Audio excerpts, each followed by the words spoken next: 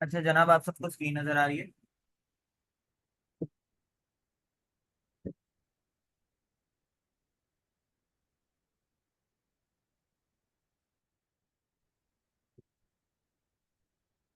अच्छा जनाब।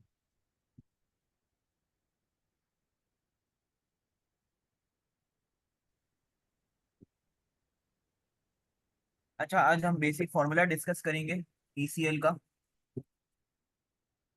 जो कि हमारे पास जनरल मॉडल में आ रहा होता है।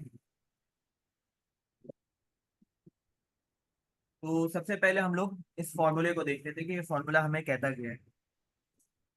अच्छा, सबसे पहले तो हम इस साइन को देख लेते हैं जो मेरे पास समेशन की आ रही है या सिग्मा की आ रही है। ठीक है, इस साइन का मतलब ये है कि हम लोग कितने सालों की पीडी कैलकुलेट करेंगे। ठीक है, फॉर एग्जाम्पल मैं आपको अगर बताऊं तो हम लोग ईसीएल का फॉर्मूला जब इस्तेमाल करते हैं तो हम हर साल का ईसीएल अलग अलग निकाल रहे होते हैं। हम हर साल का ईसीएल अलग अलग निकाल रहे होते हैं। यानी मैं पहले साल का लोन के पहले साल का ईसीएल अलग निकाल रहा होता हूँ, दूसरे साल का ईसीएल अलग निकाल रहा होता हूँ, तीसरे साल का ईसीएल अलग निकाल रहा होता हूँ, और एंड सो ऑन। जब तक वो लोन एग्जिस्ट करता है मैं उसके हर साल की ईसीएल अलग अलग निकाल रहा होता हूँ। ठीक है, अब प्रॉब्लम ये है कि उस एक साल की ईसीएल कैसे निकलती है। सबसे पहले तो मैंने ये देखा सबसे पहले तो मैंने ये देखा कि उसकी एक्सपोजर एट डिफॉल्ट उस साल में कितनी होगी। अच्छा सर, मैं एक्सपोजर एट डिफॉल्ट कैसे निकालूंगा? सर, मैं उस लोन का रीपेमेंट शेड्यूल देखूंगा। अच्छा, ये बात जनरल मॉडल की हो रही है, जनरल मॉडल की हो रही है, सिंप्लीफाइड मॉडल की नहीं हो रही। ठीक है, सिंप्लीफाइड मॉडल का हम लोग ईसीएल अभी अभी देख रहे हैं, लेकिन अभी हम लोग इससे स्टार्ट करते हैं। फॉर एग्जाम्पल, अगर मेरे पास 10 मिलियन का लोन है तो पहले साल उसकी, अगर 10 मिलियन का लोन है और उसका टेन्योर 5 ईयर्स है, तो पहले साल के ईसीएल में हम लोग 10 मिलियन की अमाउंट लेंगे, दूसरे साल के ईसीएल में हम लोग 8 मिलियन, तीसरे साल के ईसीएल में हम लोग 6 मिलियन, चौथे साल के ईसीएल में हम लोग 4 मिलियन, और दूसरे साल की ईसीएल में हम लोग 2 मिलियन। क्यों? क्योंकि वो एक इंस्टॉलमेंट लोन है, हर साल उसकी एक इंस्टॉलमेंट पे की जा रही है। ठीक है, और इसी तरह इसका एक्सपोजर एट डिफॉल्ट कम होता जाएगा। ठीक है, यानी पहले साल पे अगर डिफॉल्ट हो जाते हैं तो इसकी अमाउंट 10 मिलियन होगी। अगर दूसरे साल डिफॉल्ट हो जाता है उसकी अमाउंट 8 मिलियन होगी। अगर तीसरे साल डिफॉल्ट कर जाता है उसकी अमाउंट 6 मिलियन होगी। अगर चौथे साल डिफॉल्ट कर जाता है तो उसकी अमाउंट 4 मिलियन होगी। अगर पांचवें साल करता है तो उसकी अमाउंट 2 मिलियन होगी। ठीक है, ईएडी समझ में आ गया आप लोगों को कि हर साल का ईएडी कैसे निकलता है?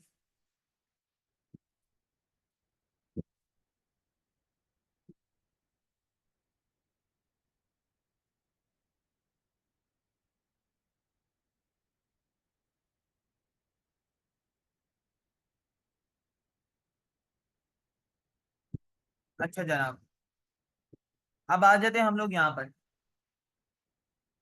एलजीडी। अच्छा, सबसे पहले हमारे पास लोन की क्या साइकिल होती है? लोन की ये साइकिल होती है कि उसका एक पर्टिकुलर बैलेंस होता है। ठीक है, वो बैलेंस हो जाता है डिफॉल्ट। ठीक है, डिफॉल्ट के बाद हमें उससे अमाउंट रिकवर करनी पड़ती है, उसमें कुछ अमाउंट रिकवर होती है और कुछ अमाउंट रिकवर नहीं होती। ठीक है, तो ये वाली अमाउंट है जो मार्जिनल पीडी है ना, वो मुझे बताती है कि इस ईएडी में से मेरे पास कितनी अमाउंट डिफॉल्ट कर जाएगी, ये इसकी डिफॉल्ट की प्रोबेबिलिटी क्या है।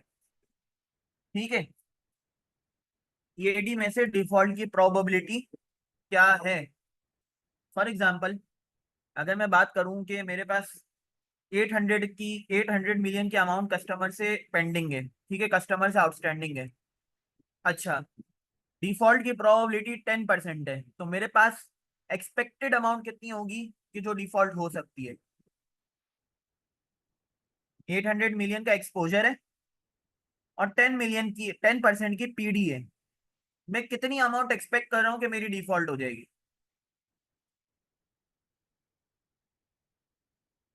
बिल्कुल। हर ईयर और हर लोन की कंप्यूट सेपरेटली होगी। ठीक है, पीडी और एलजीडी तो हर लोन की एक निकल सकती है, लेकिन कंप्यूटेशन सेपरेट होगी हर लोन की। ठीक है, तभी मैं आपको अगर बताऊं तो मीजान बैंक हो गया, फैसल बैंक हो गया, यूबीएल हो गया, एचबीएल हो गया, सबने एक सिस्टम इंप्लीमेंट किया हुआ है जिसका नाम है एलआईसी लोन इम्पेयरमेंट कैलकुलेटर, जो हर लोन की ईसीएल को अलग अलग कैलकुलेट कर रहा होता है।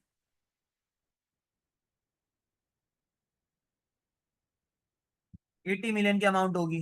बिल्कुल 80 मिलियन की अमाउंट होगी। ठीक है। क्यों? क्योंकि 10% प्रोबेबिलिटी है और 800 मिलियन की अमाउंट है। अच्छा, अब प्रोबेबिलिटी को कैसे एस्टिमेट कर सकते हैं सर? ये फिर बहुत एडवांस और स्पेशलाइज्ड एरिया चला जाएगा।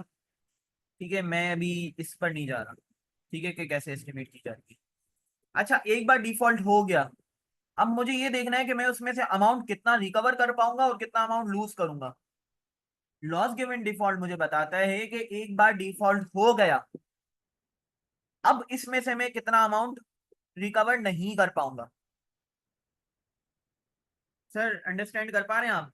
मैं इसमें से कितना अमाउंट रिकवर नहीं कर पाऊंगा। एलजीडी मुझे क्या बताता है कि मैं डिफॉल्टेड अमाउंट में से कितना रिकवर नहीं कर पाऊंगा। अच्छा, एलजीडी के अंदर दो चीजें। ठीक है, सबसे पहले तो वो डिफॉल्टेड अमाउंट के ऊपर अप्लाई होती है, यानी 80 मिलियन के ऊपर अप्लाई होगी। ठीक है, 800 मिलियन के ऊपर अप्लाई नहीं होगी, बल्कि 80 मिलियन के ऊपर अप्लाई होगी। इसका पूरा नाम क्या है? Loss given default. Loss given default क्यों है? क्योंकि वो कहता है कि एक बार डिफॉल्ट हो जाने दो, फिर मैं अप्लाई होऊंगा। अगर डिफॉल्ट ही नहीं होगा तो मैं भी अप्लाई नहीं होऊंगा। ठीक है, फिर तो कस्टमर रेगुलर रिपेमेंट करेगा ना। जब डिफॉल्ट होगा तब हम अपने रिकवरी एक्शंस को इनिशिएट करेंगे। अच्छा जनाब, मैं आपको अनम्यूट कर रहा हूँ, सवाल पूछिए। जी सर, जोर से मेरा सवाल। पूछिएगा। जी, मेरा सवाल ये है कि मार्जिनल में जो आप बता रहे थे कि वो भी जो लॉस है जो रिकवर नहीं होगा, और लॉस एलजीडी में भी यही बात आ रही है, तो दोनों में डिफरेंस क्या मार्जिनल में, होगा? पीडी में ये है कि कितना डिफॉल्ट हो जाएगा। ठीक है, हम्म। डिफॉल्ट का मतलब ये नहीं कि अमाउंट रिकवर नहीं हो पाएगा। आए, दोनों में डिफॉल्ट का फर्क। मतलब ये है कि मेरे पास 90 की डीपीडी आ जाएगी। 90 की डीपीडी के बाद भी तो मैं रिकवरी कर ही रहूंगा ना। ओके। अच्छा। ठीक है। ठीक है। ठीक है। हमने ठीक। डेफिनेशन ऑफ डिफॉल्ट पढ़ी थी पहले। तो सही। डेफिनेशन ऑफ डिफॉल्ट में से अगर कोई भी कंडीशन मीट कर जाती है ना, तो मेरा डिफॉल्ट तो हो जाएगा, लेकिन ऐसा नहीं है कि इससे मैं कोई अमाउंट रिकवर नहीं कर सक रहा हूँ। अच्छा, मैंने सिंप्लीफाइड अप्रोच में राइट ऑफ बताया था और यहाँ मैं डिफॉल्ट का नाम ले रहा हूँ। क्यों? क्योंकि जनरल अप्रोच में हम लोग डिफॉल्ट को कंसिडर करते हैं और सिंप्लीफाइड अप्रोच में हम लोग राइट ऑफ को कंसिडर करते हैं या इरिकवरेबिलिटी को कंसिडर करते हैं। Okay sir. ठीक है, डिफॉल्ट के बाद भी रिकवरी तो हो ही रही होगी, लेकिन हम लोग एक डिफाइन करते हैं कि एक एक्शन के बाद हम लोग इनसे जरा रिगरसली रिकवरी एक्शन हम लोग इनिशिएट करेंगे। फॉर एग्जांपल, हम लोग अदालत जाएंगे। ठीक है, और इनसे हम लोग अमाउंट रिकवर करेंगे। ठीक है, या हम लोग इनका कोई कोलेटरल बेच देंगे और उस कोलेटरल से इनकी अमाउंट रिकवर करने की कोशिश करेंगे। तो आप किसी तरीके से भी इनका एक रिकवरी एक्शन इनिशिएट करते हैं। ठीक है, एलजीडी तब अप्लाई होता है जब डिफॉल्ट हो जाता है। ठीक है, जब मेरी डेफिनेशन ऑफ डिफॉल्ट जो हमने यस्टरडे कवर की थी वो अगर मीट कर गई और हम लोग रिकवरी एक्शंस इनिशिएट कर रहे हैं, जो दो मैंने आपको बताए, उसमें से अब एलजीडी मुझे ये बता दे कि कितना अमाउंट रिकवर नहीं होगा। कितना अमाउंट रिकवर नहीं होगा। ठीक है, ईएडी मेरी लोन अमाउंट होती है जो कि डिफॉल्ट के टाइम पे होगी। ठीक है, हर साल की ईएडी अलग अलग होती है क्योंकि लोन भी ग्रेजुअली रीपे हो रहा होता है। जैसे अगर फॉर एग्जांपल पहले साल पे ईएडी 10 मिलियन थी और ये एक इंस्टॉलमेंट लोन है और हर साल हम लोग एक इंस्टॉलमेंट पे कर रहे हैं और टेन्योर 5 ईयर्स है, तो पहले साल ईएडी 10 मिलियन होगी, दूसरे साल 8 मिलियन, तीसरे साल 6 मिलियन, चौथे साल 4 मिलियन और पांचवें साल 2 मिलियन। ठीक है, फिर इसके बाद 5वें साल के बाद चूंकि लोन ही एग्जिस्ट नहीं करेगा तो 5वें साल, छठे साल का ईसीएल नहीं बनेगा। अच्छा, ईडी को भी मैंने रिपीट कर दिया। अच्छा, पीडी की में भी मैंने बात कर दी और एलजीडी की भी मैंने बात कर दी। ठीक है, 1 प्लस EIR ये एक डिस्काउंट फैक्टर है ठीक है, हम लोग जो हमारा इफेक्टिव इंटरेस्ट रेट है, हम अपने ईसीएल को डिस्काउंट भी उसी तर्ज पे करेंगे। ठीक है, तो that was a simple formula के जिससे ईसीएल कंप्यूट और होता है। अच्छा, ये मार्जिनल आपने लिखा है, इसका क्या मतलब है? अच्छा, जो पीडी निकलती है ना, वो पहले, दूसरे और तीसरे साल, अगर मैं फॉर एग्जांपल तीसरे साल की पीडी निकालता हूँ ना, तो वो तीनों साल की कंबाइंड निकलती है। अब चूंकि मैं ईसीएल हर साल का अलग अलग निकाल रहा होता हूँ, तो मैं 3 साल की पीडी से 2 साल की पीडी को एक्सक्लूड करके सिर्फ तीसरे साल की पीडी ले रहा होता हूँ। यानी फॉर एग्जांपल मेरा लोन, मैं अगर आज खड़ा हूँ, अगले 1 साल में भी मेरा लोन डिफॉल्ट हो सकता है, अगले 2 साल में भी हो सकता है, और अगले 3 साल में भी हो सकता है। तो अगर मैं फॉर एग्जांपल तीसरे साल का ईसीएल निकाल रहा हूँ ना, तो मैं करूंगा ये कि मैं निकालूंगा अगले 2 साल की पीडी और अगले 3 साल की पीडी, और दोनों में डिफरेंस ले लूँ, ताकि मुझे अगर तीसरे साल का ईसीएल निकालना है ना, तो तीसरे साल में सिर्फ तीसरे साल की प्रोबेबिलिटी ऑफ डिफॉल्ट हो, पिछले 2 सालों की ना हो, क्योंकि पिछले 2 सालों को मैं अलग अलग कैलकुलेट करते जा रहा हूं।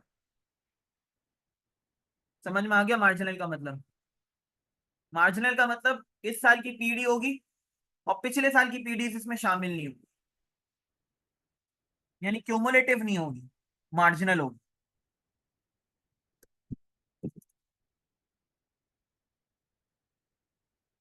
हम अगली स्लाइड पे आते हैं। अच्छा, हमारे पास जो मॉडल्स यूज होते हैं वो रोल रेट मॉडल यूज होता है, विंटेज लॉस मॉडल यूज होता है, सर्वाइवल रेट अप्रोच यूज होती है, और rating transition matrix approach use होती है। ये अप्रोचेस बहुत स्पेशलाइज्ड अप्रोचेस हैं, आप इनमें से काफी देख रहे होंगे, लेकिन ये काम एक्सपर्ट का होता है कि वो इन मॉडल्स को प्रिपेयर करे। बैंक्स में ऐसे एक्सपर्ट्स मौजूद होते हैं और बैंक्स ऐसे एक्सपर्ट्स को हायर भी करती है। अच्छा, क्यूमुलेटिव बैड रेट मेरे पास यहाँ पे आ रहा है, जिस जो हम लोग विंटेज लॉस मॉडल से हम लोग ईसीएल कैलकुलेट कर रहे होते हैं, इसकी डिटेल्स में मैं नहीं जाऊंगा। ठीक है, मैं इसको गो थ्रू कर दूं। अच्छा, अब आप एक चीज देख रहे होंगे कि हम लोग जो पीडीज निकालते हैं ना, वो हिस्टोरिकल डेटा को यूज करते हैं। ठीक है, इस हिस्टोरिकल पीडीज को फ्यूचरिस्टिक बनाने के लिए हमारे पास एक वासीचेक अप्रोच यूज होती है, principal component regression model use होता है, लीनियर रिग्रेशन मॉडल यूज होता है, और लॉजिस्टिक रिग्रेशन मॉडल यूज होता है। इनमें से हमने कोई रिग्रेशन मॉडल नहीं पढ़ना, ठीक है, ना ही कोई अप्रोच पढ़नी है। हमने सिर्फ ये आइडेंटिफाई करना है कि इंडस्ट्री में क्या क्या ऐसी अप्रोचेस यूज हो रही होती हैं, और अगर कहीं एक्सपर्ट हमारे सामने जिक्र करे ईसीएल का, तो हमें पता होना चाहिए कि ये वाले मॉडल्स यूज हो सकते हैं। ठीक है, अब हम आते हैं ईसीएल की प्रॉपर कंप्यूटेशन की तरफ।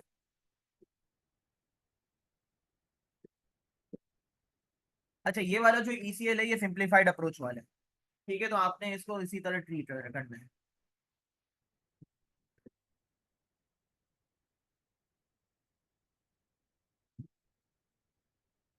आप लोगों को स्क्रीन नजर आ रही है?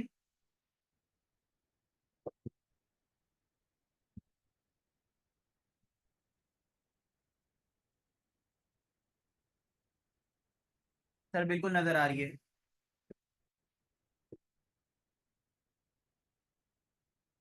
अच्छा जनाब, अब हमारी राइट ऑफ पॉलिसी ये है कि हम लोग 360 डेज से ओवर अगर हमारा रिसीवेबल हो जाते हैं, तो हम इसको क्या कर देते हैं, राइट ऑफ कर देते हैं। अदर कॉर्पोरेट कॉर्पोरेट कंपनीज का मॉडल दिखा रहा हूँ मैं आपको। बैंक्स में और एडवांस मॉडल यूज होता है। ठीक है, वो जो मैंने अभी आप लोगों को करवाया वो बैंक का मॉडल था, और ये जो मैं अभी आपको करवा रहा हूँ वो बाकी कॉर्पोरेट कंपनीज का है। ठीक है जनाब। अच्छा, अब इसमें हम लोग ये देख रहे हैं कि जो हमारी राइट ऑफ पॉलिसी है ना, वो 360 डेज एंड बियॉन्ड है।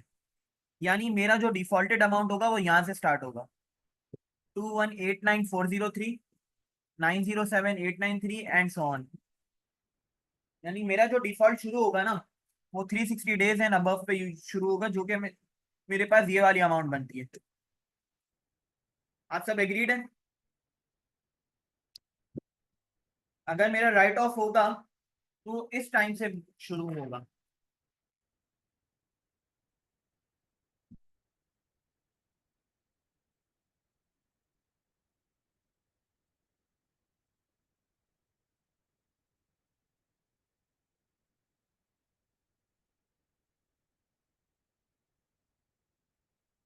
सिंपल अप्रोच है, बिल्कुल सिंपल अप्रोच है, लेकिन आप लोग ने अब मेरे साथ चलना है, क्योंकि अगर इस मॉडल में आप लोग मेरे साथ नहीं चलेंगे समझ में नहीं आने वाला। चैट पे रहना है, चैट पे एक्टिव रहना है, और इस मॉडल को देखते रहना है मेरे साथ।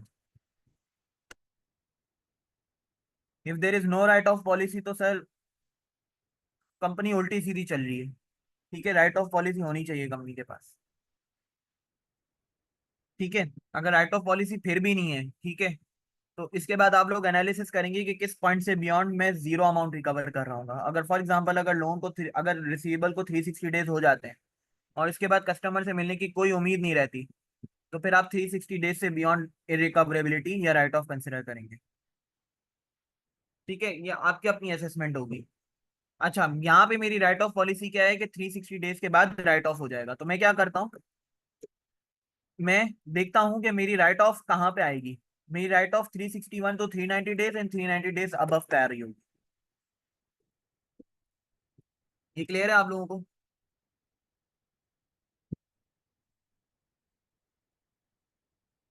मेरी स्क्रीन डिसअपियर हो गई।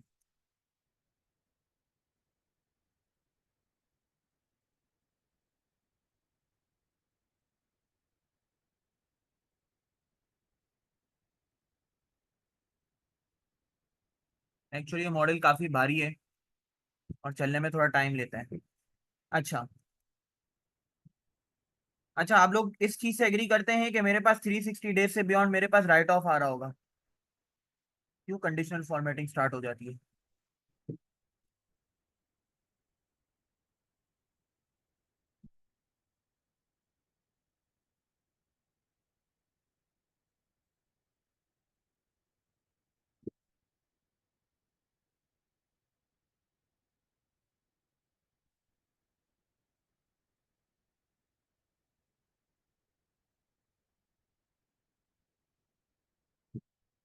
अच्छा, अब इसके बाद सबसे पहले आप लोग ये देखिए कि जब मेरा रिसीवेबल पैदा होता है, जब मेरा रिसीवेबल बनता है, तो इसकी अमाउंट मेरे पास जुलाई 20 में कितनी अमाउंट मेरी रिसीवेबल में गिरी है? मेरे साथ रहें। जुलाई 20 में मेरी कितनी अमाउंट रिसीवेबल की बनी है, कितनी गिरी है मेरे पास रिसीवेबल में? 1.3 गिरी है। ठीक है, 1.3 बिलियन गिरी है। बिलियन है सर, मिलियन नहीं है, बिलियन है। अच्छा, 1.3 के बाद अगले महीने में अगर उसमें से कुछ अमाउंट पे नहीं होती तो वो फिर किस बकेट में गिरेगी अगले महीने? अगले महीने अगर इसमें से जो अमाउंट पे नहीं होती वो किस बकेट में गिरेगी? नॉट येट ड्यू में रहेगी या 1 to 30 डेज में चली जाएगी?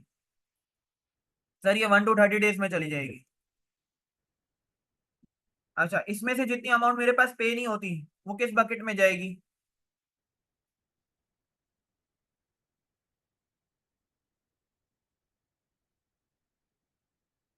Sir 31 to 60 days.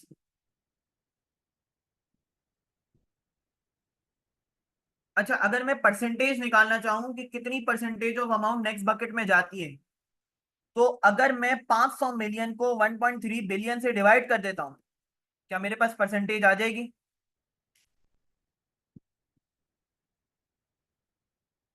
कि कितनी अमाउंट, कितनी परसेंटेज ऑफ अमाउंट मेरे पास नेक्स्ट बकेट में चली जाती है? बिल्कुल।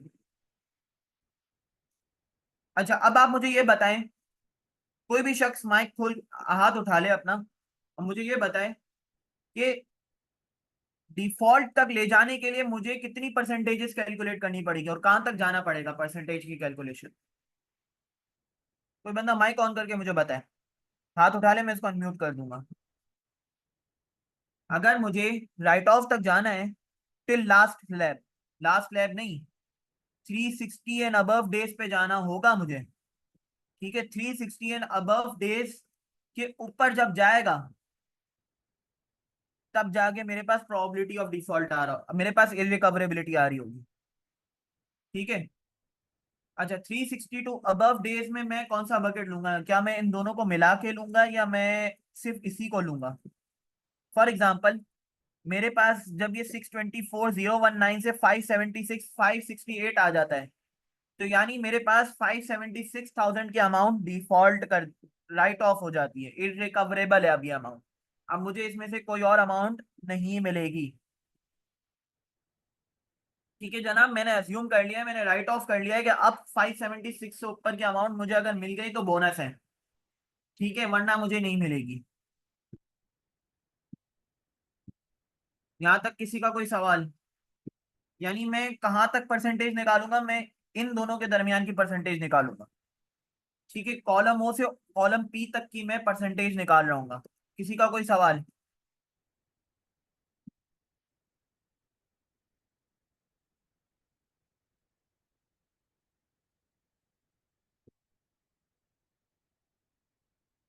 अच्छा, किसी ने ये सवाल नहीं पूछा कि मैंने 360 अबव डेज में ये भी तो कर सकता था कि मैं ओवर ड्यू अबव 360 डेज की सिर्फ बकेट ले लेता और इनको इन दो बकेट्स में ना तोड़ता।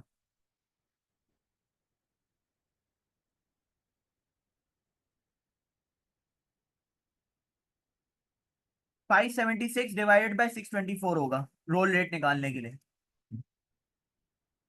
ठीक है, 576 डिवाइडेड बाय 624। अच्छा, किसी ने ये नहीं बोला कि आपने आपने ये एक और बकेट क्यों क्रिएट किया है? आप 360 डेज अबव से भी तो डिवाइड कर सकते थे। किसी ने ये सवाल नहीं पूछा। किसी के जहन में ये सवाल आ रहे हैं?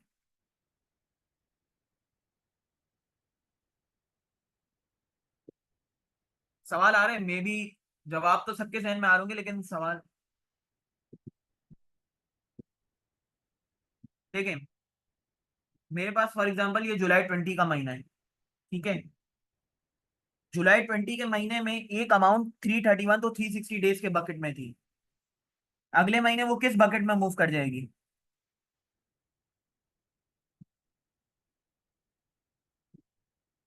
अगले महीने वो किस बकेट में मूव कर जाएगी?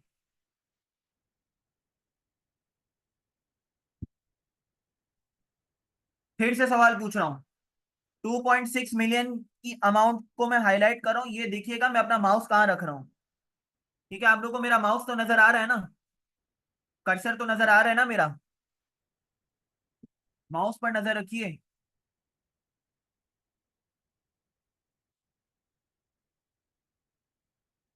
अच्छा जनाब, मेरे पास 2.6 मिलियन की अमाउंट है जून 2020 में। उसमें से जो अमाउंट पे नहीं होगी, इसमें से जो अमाउंट पे नहीं होगी वो अगस्त 20 के महीने में किस बकेट में चली जाएगी? 361 to 390 डेज। अच्छा, मैं परसेंटेज निकालना चाह रहा हूँ कि कौन सी अमाउंट मेरी पे नहीं हो रही।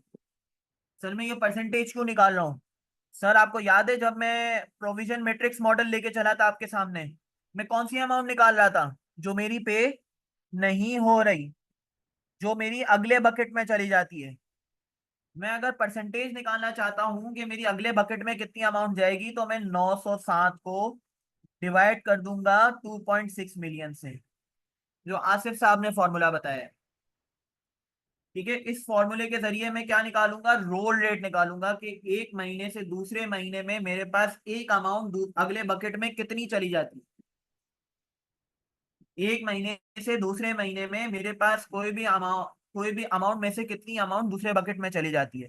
मैं वापस रिपीट कर रहा हूँ, एक महीने से दूसरे महीने में एक अमाउंट में से कितनी अमाउंट मेरे दूसरे बकेट में चली जाती है। अच्छा जनाब, अब बाकी सवालात के मैं जवाब देखूं तो एक सवाल आप लोग के जहन में ये आ रहा होगा कि आप इसको 360 अबव डेज पे भी तो ले सकते थे, आपने क्यों नहीं लिया? सवाल आ रहा है किसी के जहन में कि आप इसको 360 अबव डेज पे भी तो ले सकते थे, आपने क्यों नहीं लिया? अच्छा सर, इसका जवाब ये है कि अगर मैं फॉर एग्जांपल मैं एज्यूम कर लेता हूँ कि 390 डेज से ऊपर को मैं को मैं राइट ऑफ कंसिडर कर रहा हूँ। अगर मेरी राइट ऑफ पॉलिसी होती 390 से अबव डेज की। अच्छा, जब मैं इसकी बकेट निकालने जाता ना, तो ये 676 की अमाउंट है ना, ये सिर्फ इधर से नहीं आ रही, ये इधर से भी आ रही।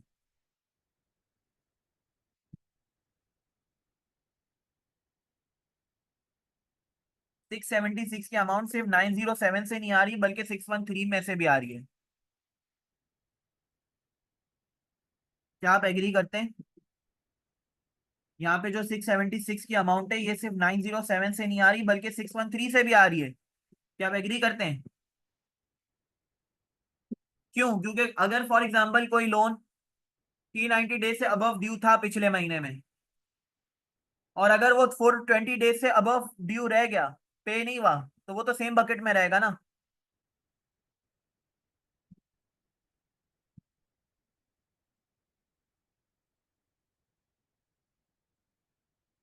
जब मुझे मंथ टू मंथ ट्रांजिशन चाहिए ना, और मुझे कहाँ तक चाहिए, मुझे 361 टू 390 डेज तक चाहिए।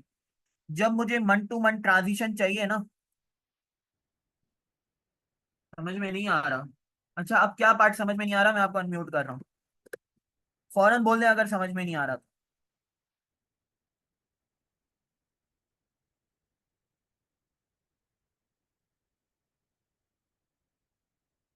जी सर, आपका सवाल। हेलो। जी हेलो। जी जी। सर मुझे ये समझ में नहीं आ रहा, ये नेक्स्ट आप जो करंट मंथ का जो स्लैब को आप जो नेक्स्ट मंथ के स्लैब में क्यों लेके जा रहे हैं, उसी मंथ के स्लैब से क्यों नहीं कंपेयर कर रहे हैं? क्योंकि मंथ टू मंथ जो जो मूवमेंट होती है एक बकेट से दूसरे बकेट तक, उसके लिए मुझे एक महीने तक इंतजार भी करना पड़ेगा ना। फॉर एग्जाम्पल अगर मेरा कोई भी लेकिन सर रिसीव। बकेट तो अवेलेबल है ना उसी मंथ में, तो नेक्स्ट मंथ के में क्यों जा रहा है, ये मेरी समझ में नहीं आ अब ये देखिए, नेक्स्ट मंथ पे हम लोग क्यों जा रहे हैं? ठीक है, उसी मंथ में भी तो दूसरी बकेट अवेलेबल है, लेकिन जो उसी मंथ में भी जो दूसरी बकेट होगी वो पिछले महीने से आ रही होगी ना। रहा।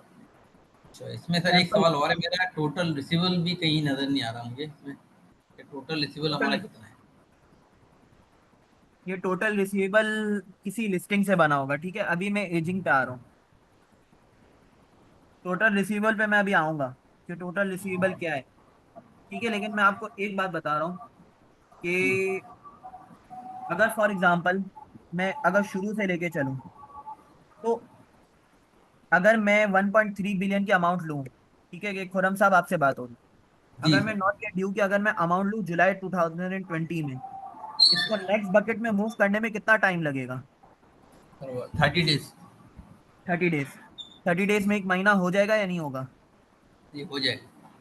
बिल्कुल हो जाएगा। तो मुझे नेक्स्ट मंथ में देखना पड़ेगा कि इस अमाउंट से दूसरी, इस अमाउंट में से कितनी अमाउंट मेरी रीपे नहीं हो रही और वो नेक्स्ट बकेट में मूव कर रही है।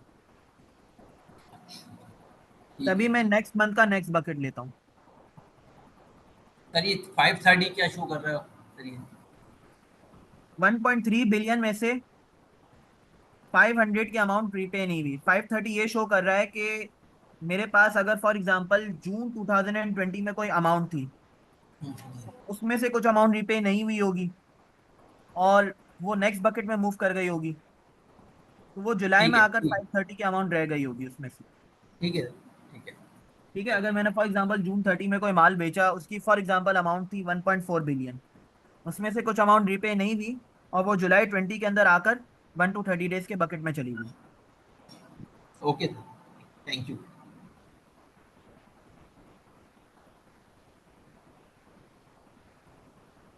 अच्छा, डिफॉल्टेड अमाउंट को रिकवरेबल और इरिकवरेबल में सेपरेट करने के लिए, नहीं नहीं सर, कोई सेपरेशन मुझे नहीं करनी, सिर्फ मुझे ट्रांजिशन देखनी है कि 1.3 बिलियन में से कितनी अमाउंट मेरे पास एक महीने के अंदर रीपे नहीं होती और इसमें से अमाउंट मेरे पास दूसरे बकेट में से चली जाती है। फिर 500 मिलियन में से कितनी अमाउंट मेरे पास रीपे नहीं होती एक महीने के अंदर और वो नेक्स्ट बकेट में चली जाती है। ठीक है, मैं सिर्फ ट्रांजिशन देखने के लिए करता हूं। अच्छा, अब मैं ये देख रहा था कि मैं इन बकेट्स को दो में तोड़ क्यों देता हूँ। अच्छा, आप मुझे बताएं कि ये जो 1.1 बिलियन की अमाउंट है, ये मेरे पास कहाँ से आ रही है? 1.1 बिलियन की अमाउंट, ये 1.1 बिलियन की अमाउंट मेरे पास कहाँ से आ रही है? ये पिछले महीने से आ रही है, पिछले महीने की पिछली बकेट से 3885 से आ रही है। बिल्कुल आ रही है। ठीक है, 3.88 बिलियन में से जितनी अमाउंट मेरे पास रीपे नहीं हुई, वो 1.1 बिलियन में कन्वर्ट हो जाएगी अगले महीने। अच्छा, इस बकेट में से अमाउंट ऊपर से आ सकती है?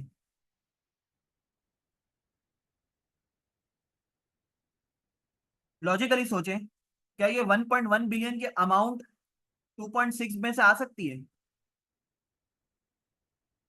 सर नहीं आ सकती, पॉसिबल ही नहीं है, नहीं आ सकती। क्यों? क्योंकि इसमें से जितनी अमाउंट मेरी पे नहीं होगी ना, वो फिर इधर चली जाएगी 907 में, वो 1.1 में नहीं आएगी, क्योंकि इसको भी एक महीना गुजारना होगा before it can move to the next bucket. लेकिन अगर आप 390 डेज से अबव में आए, ये वाली अमाउंट मेरे पास 2.1 बिलियन में से भी आ रही है और 9.973 में से भी आ रही है, 973,000 में से भी आ रही है। वो कैसे?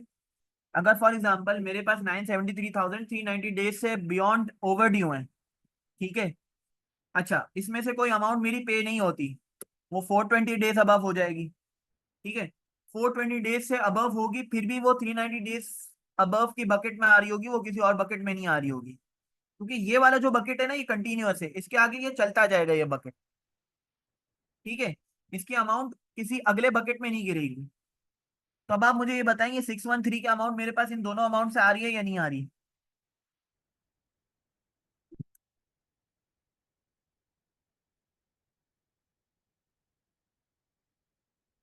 अच्छा, तो इसमें से क्या मैं एक बकेट से दूसरे बकेट की जो ट्रांजिशन है वो देख सकूंगा इसी सिमिलर परसेंटेज से, इसी सिमिलर फॉर्मूला से क्या मैं ट्रांजिशन देख सकता हूँ? सर बिल्कुल नहीं देख सकता, ठीक है। तो यही वजह थी कि लाइक टू लाइक कंपैरिजन के लिए हमने 30 डेज के बकेट को 30 डेज से कंपेयर किया, क्यूमुलेटिव बकेट से कंपेयर नहीं किया। और तभी हमने 360 डेज से अबव हमने एक बकेट बनाकर लाइक टू लाइक कंपैरिजन के लिए इसको 390 डेज से अबव के अमाउंट को और 361 टू 390 डेज के अमाउंट को अलग अलग किया है। क्लियर है कि ये दोनों बकेट्स हमने अलग क्यों किए हैं? वरना मैं 360 डेज अबव डेज के बकेट को भी इस्तेमाल कर सकता था। क्लियर है ये चीज?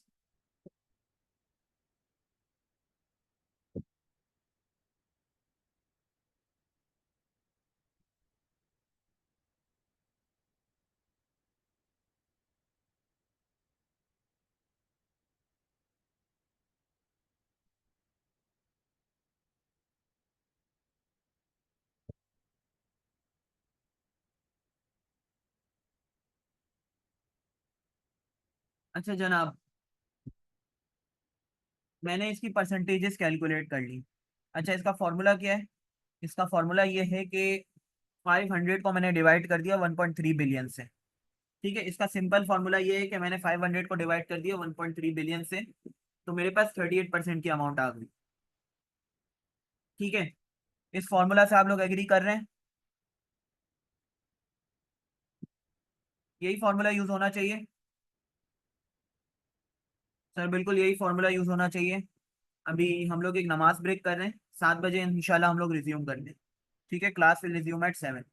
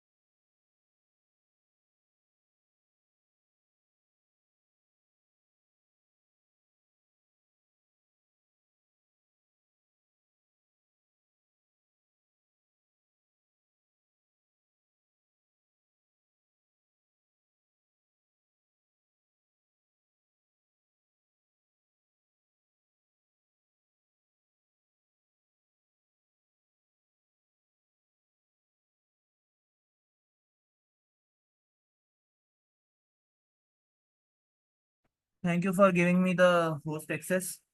अच्छा, तो हम लोग कंटिन्यू करते हैं अपने उसको सेशन को। अच्छा, हम लोग कहाँ थे? हम लोग रोल रेट को कैलकुलेट कर रहे थे।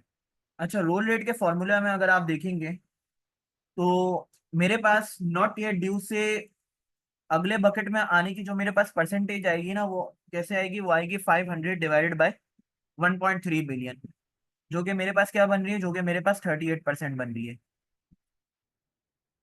ठीक है, अगर मैं फॉर एग्जांपल मैं आपको वो ये फॉर्मूला रीराइट करके भी दिखा देता हूँ। Is equal to this cell divided by this cell.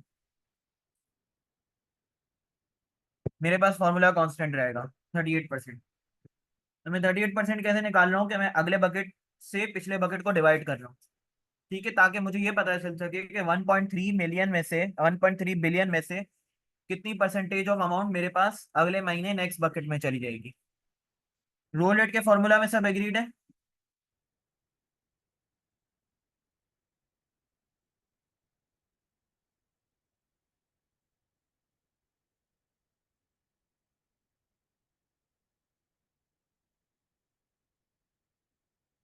जनाबे वाला,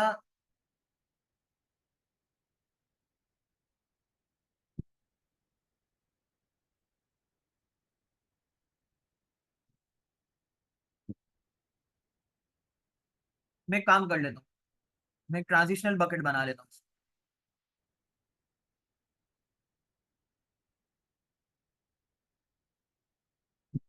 तब मैं एक काम करता हूँ, इसमें मैं एक और कॉलम ऐड कर देता हूँ और इसमें मैं नेक्स्ट बकेट डाल देता हूँ। ठीक है, ठीक है, पीरियड फ्रॉम,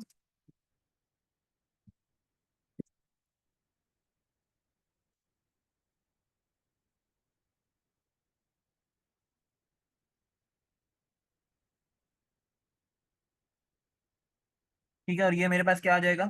ये आ जाएगा 361 टू 390 डेज। अब सर आप ओके हैं इस चीज से?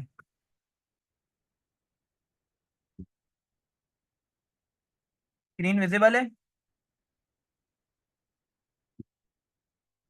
जी जनाब। तो हम जिनका सवाल था कि नॉट येट ड्यू में हमने क्यों डाला है, तो सर नॉट येट ड्यू ये हमें एक्चुअली बता रहे हैं कि नॉट येट ड्यू से लेकर 1 to 30 डेज की ट्रांजिशन में कितनी परसेंटेज आ जाएगी मेरे साथ। तो मैंने इस तरह की परसेंटेज बना ली।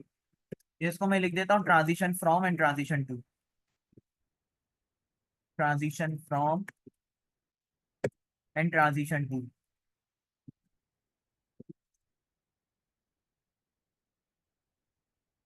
ठीक है जनाब। अब रोल रेट का फॉर्मूले में किसी का कोई सवाल?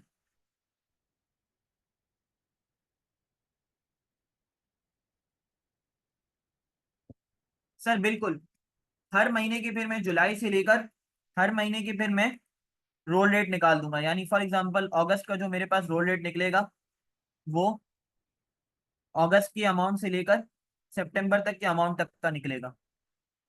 अच्छा, ये एंड में मई 2023 में जाएगा क्योंकि जून से आगे मेरे पास कोई अमाउंट मौजूद नहीं है।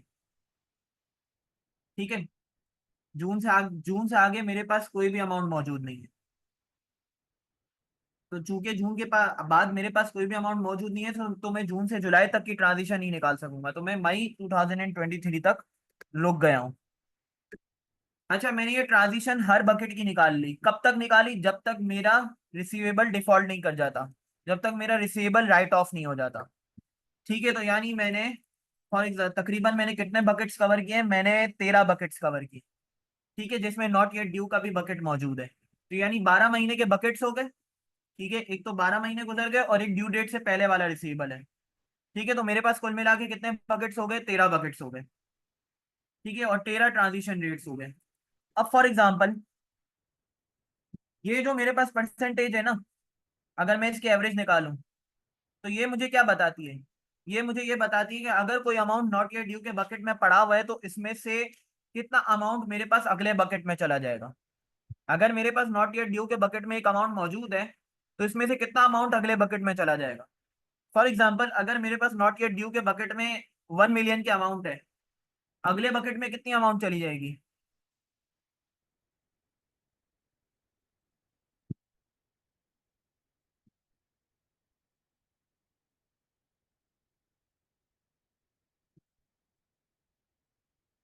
सर 245 की अमाउंट चली जाएगी।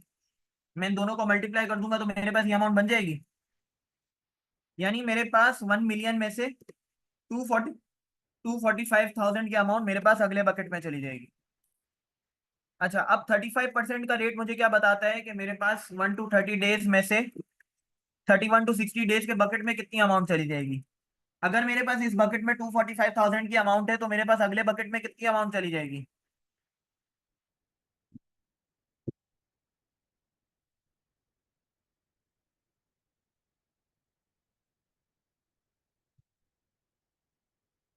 मेरे पास अगले बकेट में कितनी अमाउंट जाएगी। सर 86,000 की अमाउंट जाएगी। अच्छा जनाब, इसमें से अगले बकेट में कितनी अमाउंट चली जाएगी।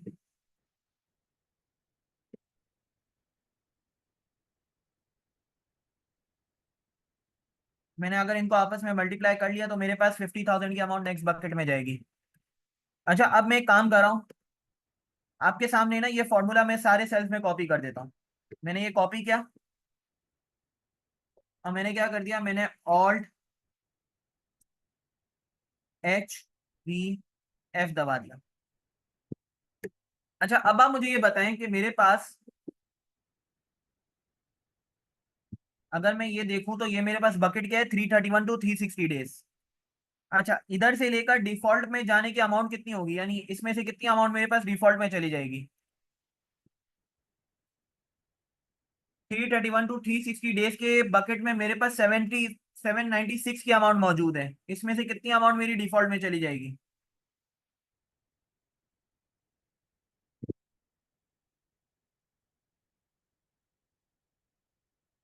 सर 641। अच्छा, ये भी पीछे से होते हुए आ रहा है, अगर मैं इसके आपको फॉर्मूला दिखाऊं तो ये भी पीछे से होते हुए आ रहा है अमाउंट।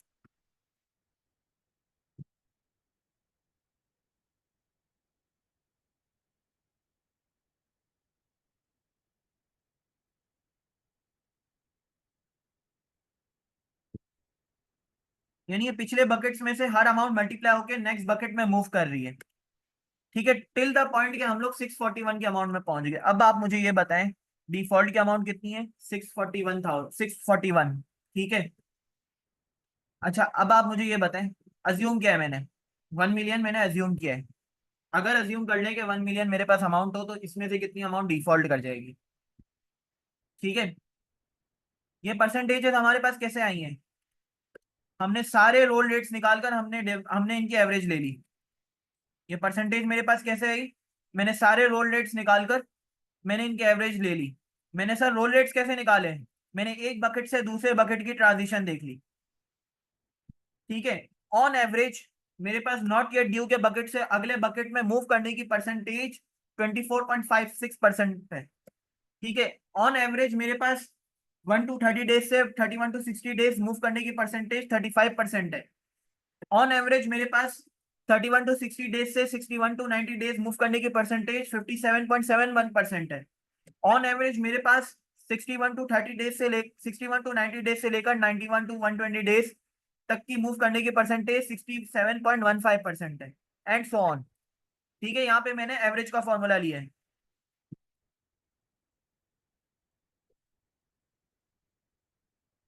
अच्छा सर, अब मुझे अगर मैं 1 मिलियन की अमाउंट एज्यूम करके आखिर तक जाता हूँ तो मुझे डिफॉल्ट की अमाउंट मिल जाएगी। अच्छा, अब आप मुझे ये बताएं कि 1 मिलियन में से मेरे पास कितनी अमाउंट डिफॉल्ट कर रही है। मैंने क्या ली, डिफॉल्ट की अमाउंट ली और मैंने 1 मिलियन की अमाउंट ली, तो मेरे पास जो फिगर आ रही है, अब आप मुझे ये बताएं कि अगर मेरी कोई amount not not yet due है तो इसकी डिफॉल्ट करने की परसेंटेज क्या होगी। अगर मेरे पास कोई नॉट येट ड्यू अमाउंट है तो इसकी डिफॉल्ट करने की परसेंटेज क्या होगी।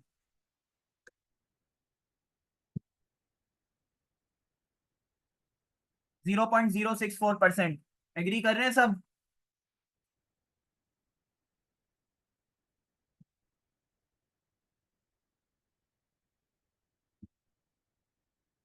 अच्छा, अगर मेरी कोई अमाउंट 1 to 30 डेज में है तो इसकी डिफॉल्ट करने की प्रोबेबिलिटी के लिए मैं क्या करूंगा, मैं इसको 245 से डिवाइड कर दूंगा। मेरे पास अब प्रोबेबिलिटी क्या आ रही है, अब मेरे पास कितनी परसेंटेज आ रही है।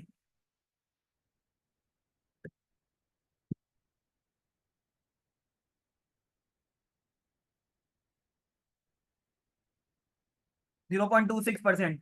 ये कैसे निकाल रहा हूँ? मैंने डिफॉल्ट की अमाउंट ली और उसको किससे डिवाइड कर दिया? 1 to 30 डेज के बकेट से डिवाइड किया। अगर फॉर एग्जांपल मेरे पास 1 to 30 डेज के बकेट में कोई अमाउंट खड़ी हुई है, तो मैं इसका डिफॉल्ट रेट कैसे निकालूंगा? मैं कैसे निकालूंगा कि इसमें से कितनी अमाउंट मेरे पास इरिकवरेबल होगी? मैंने डिफॉल्ट की अमाउंट ली, मैंने इरिकवरेबिलिटी की अमाउंट ली, और मैंने इसको किससे डिवाइड कर दिया? 245 से कर दिया। अच्छा, मैं नॉट येट ड्यू की निकालना चाह रहा था, तो मैंने 1 मिलियन से डिवाइड किया। अगर मैं 1 to 30 डेज का निकालना चाह रहा हूँ, तो मैं किससे डिवाइड कर रहा हूँ? 245 से डिवाइड कर रहा हूँ, नहीं कर रहा हूँ?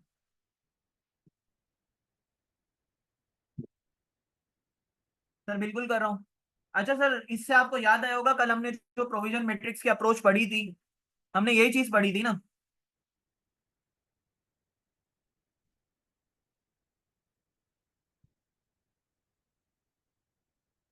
हम लोग क्या करते हैं, डिफॉल्ट की अमाउंट मेरी एक ही रहती है, डिफॉल्ट की अमाउंट तो मेरी एक ही रहती है, राइट ऑफ की अमाउंट मेरे पास एक ही रहती है, ठीक है? लेकिन मेरे पास जो डिनोमिनेटर में अमाउंट आ रही होती है, वो बदल रही होती है।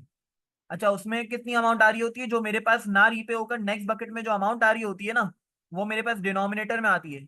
और जो डिफॉल्ट की अमाउंट होती है, वो कॉन्स्टेंटली एक ही न्यूमिनेटर में आ रही होती है। कल हमने यही पढ़ा था, नहीं पढ़ा था?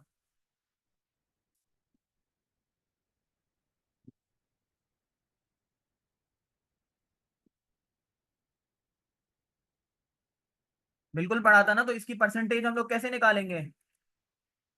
हमने क्या अमाउंट ली? हमने 641 डिवाइडेड बाय 245 किया, तो मेरे पास क्या अमाउंट आ गई? मेरे पास आ गई 0.26%। अच्छा सर, अब आप मुझे ये बताएं, मैंने क्या किया? मैंने इन सब का प्रोडक्ट ले लिया, या मैं आपके सामने वापस फॉर्मूला डालता हूँ। मैंने इन सारी परसेंटेजेस को एक साथ मल्टीप्लाई कर लिया। क्या मेरे पास सेम रिजल्ट आ रहा है या नहीं आ रहा?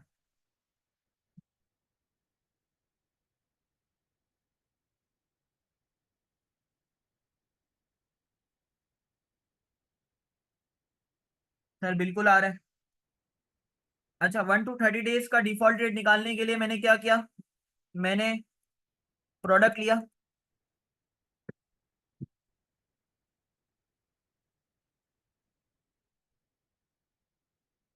और मैंने पहली परसेंटेज को छोड़कर मैंने बाकी सारी परसेंटेजेस का प्रोडक्ट ले लिया, तो मैंने इसको परसेंटेज में कन्वर्ट कर दिया। अब आप मुझे बताएं, रिजल्ट सेम है इसका भी? सर बिल्कुल सेम है। अच्छा, मैं डिफॉल्ट दोनों मेथड से निकालूं, क्या मेरे पास इरिकवरेबिलिटी का रेट मेरे पास सेम आएगा अगर दोनों मेथड्स में यूज करूंगा?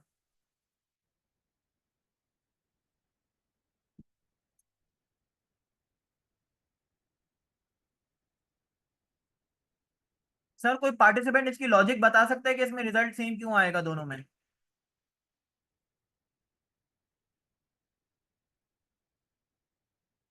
कोई भी हाथ उठा ले, मैं चाहता हूँ ये ज्यादा से ज्यादा इंटरेक्टिव हो।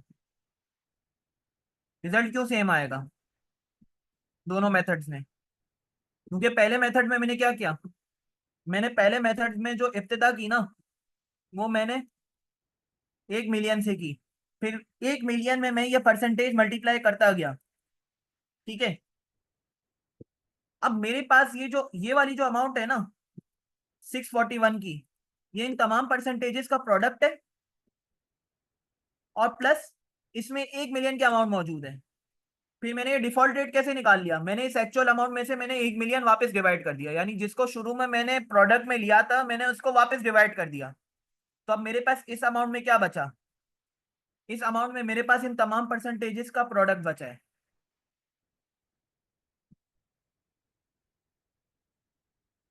अच्छा सर, बहुत आसान करके बताता हूँ। मैंने क्या किया? मैंने प्रोडक्ट की का फॉर्मूला लगाया, ठीक है? यहाँ पर मैंने सबसे पहले ये वाली अमाउंट ली, ठीक है? और फिर इन तमाम परसेंटेजेस का प्रोडक्ट ले लिया। मेरे पास क्या आ रही है?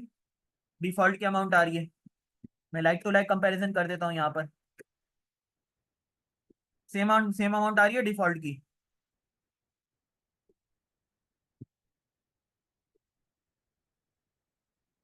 मेरे पास सेम अमाउंट आ रही है डिफॉल्ट की। जनाब जवाब दें, सर जवाब दें, मेरे पास सेम अमाउंट आ रही है।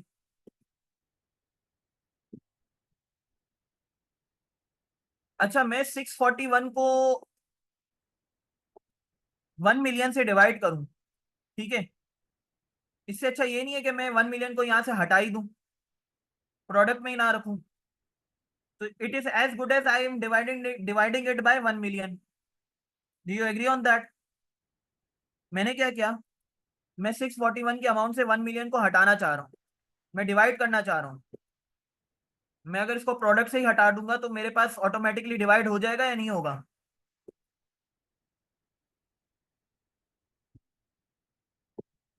सर ऑटोमेटिकली डिवाइड हो जाएगा। मैंने क्या किया, मैंने एक चीज से मैं मल्टीप्लाई नहीं कर रहा, मैं डिवाइड करना चाह रहा हूँ। तो मतलब अगर उसी नंबर से एक चीज मल्टीप्लाई हुई है और अगर उसी चीज से डिवाइड होगी तो मेरे पास रिजल्ट तो सेम होगा ना। तो मैंने क्या किया, मैंने इसका प्रोडक्ट में से मैंने ये चीज हटा दी और मैं परसेंटेज ले लेता हूँ, मेरे पास सेम रिजल्ट आ रहा है।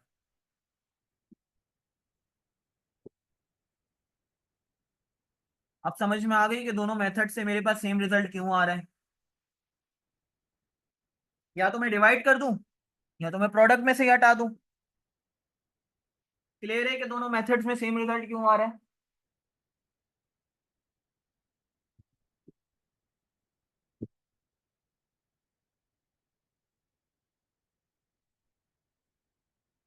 आगे बढ़ते हैं। अच्छा सर, मैं इन सबको मिटा रहा हूँ, ठीक है, ताकि मेरे पास मॉडल कंसिस्टेंट रहे।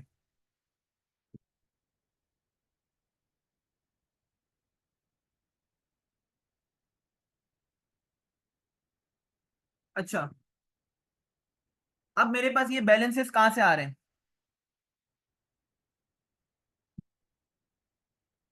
जो मेरे पास जून 23 में मेरे पास बैलेंसेस थे ना, मैंने इनको उठा लिया। जो मुझसे सवाल पूछ रहे थे कि टोटल ट्रेड रिसीवेबल की अमाउंट कहाँ पे आएगी, सर ये यहाँ पे आएगी। अच्छा, प्रोविजन मैट्रिक्स अगर आप याद करें तो प्रोविजन मैट्रिक्स में मैंने आपसे क्या बात की थी, सबसे पहले बकेट आता है, फिर मेरे पास क्या आता है, आउटस्टैंडिंग बैलेंस। अग्रीड? सबसे पहले मेरे पास बकेट आता है और फिर मेरे पास क्या आता है, आउटस्टैंडिंग बैलेंस आता है। अच्छा, ये बैलेंस मेरे पास कहाँ से आ रहा है? सर मैंने यही बैलेंस मैंने इसी बकेट से उठाया है। जून 23 पे जो मेरे पास टोटल रिसीवेबल्स का बैलेंस था, मैंने मनोअन इसको यही मैप कर दिया।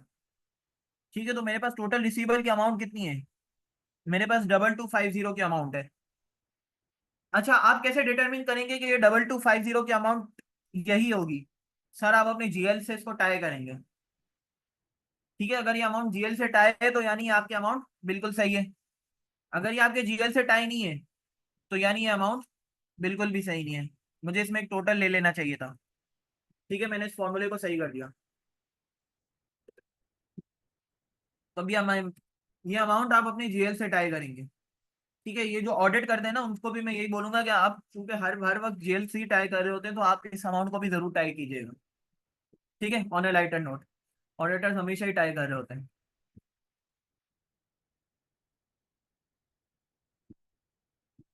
अच्छा, अच्छा, इसका जो credit law one not yet due का जो क्रेडिट लॉस रेट निकलेगा वो इन तमाम के प्रोडक्ट से निकलेगा। अग्रीड?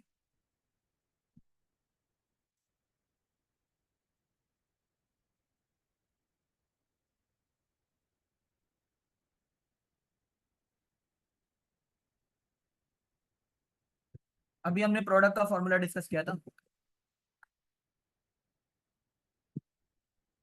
अच्छा, अगर मुझे 1 to 30 डेज का क्रेडिट लॉस रेट निकालना है ना तो मुझे पहली परसेंटेज निकालकर मुझे बाकी परसेंटेजेस का प्रोडक्ट लेना होगा।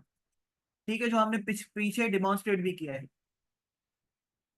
क्योंकि देखिए, एक तो ट्रांजिशन हो चुकी है, ठीक है, तो यहाँ पे भी रेट एक ट्रांजिशन अगर हो चुकी है इसमें, तो यानी ये 1 to 30 डेज के बकेट में जाएगा। इसकी प्रोबेबिलिटी कितनी बच जाएगी? 100%, क्योंकि ये तो जा चुका है। ठीक है, अब कोई प्रोबेबिलिटी ही नहीं बचती। ये बात क्या लॉजिकल है?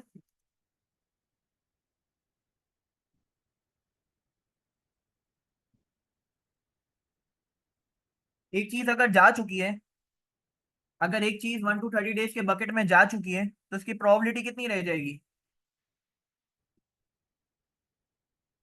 सर? 100% रह जाएगी या नहीं रहेगी?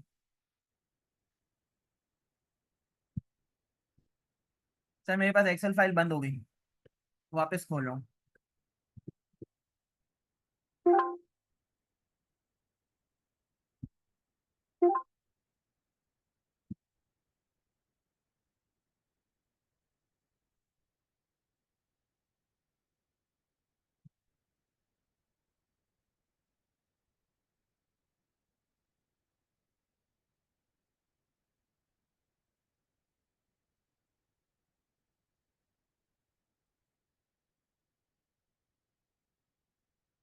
आप एक काम करें, आप एक 2 मिनट का एक एनर्जाइजिंग ब्रेक ले लें, इसमें आपकी जितने भी क्वेरीज हो वो मैं एड्रेस कर लेता हूँ, फिर इसके बाद हम लोग आगे बढ़ते हैं, क्योंकि मेरी फाइल अभी खुल नहीं रही है।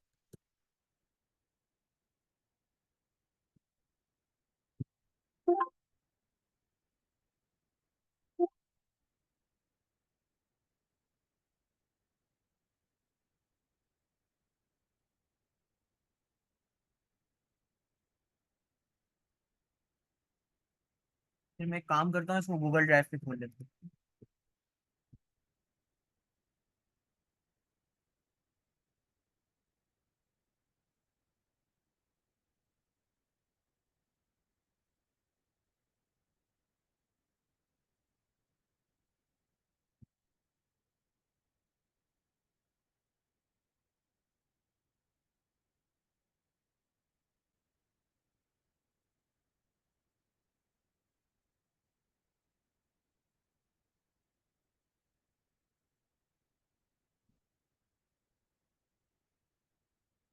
अच्छा सर, आपको गूगल ड्राइव की स्क्रीन नज़र आ रही है?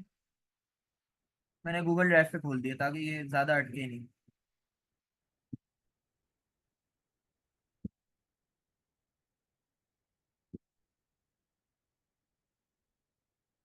गूगल ड्राइव की स्क्रीन नज़र आ रही है आप लोगों को?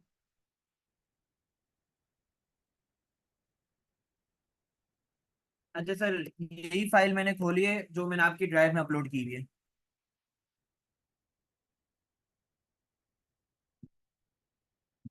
अच्छा, अब मैंने 1 to 30 डेज का क्रेडिट लॉस रेट निकालने के लिए मैंने क्या किया, मैंने इन सबका आपस में प्रोडक्ट ले लिया।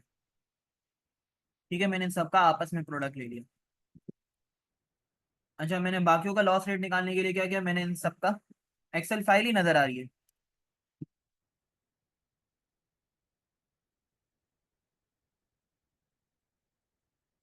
नहीं नहीं सर, ये गूगल ड्राइव की फाइल है, एक्सेल फाइल नहीं है।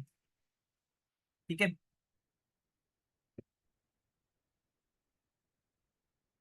अच्छा, अब मैंने क्या किया, मैंने इन तमाम का प्रोडक्ट ले लिया। अगर मैं इसमें 100% डाल देता हूँ, क्योंकि इसकी 100% प्रोबेबिलिटी होगी, तो इसका रिजल्ट भी डिफरेंट होगा।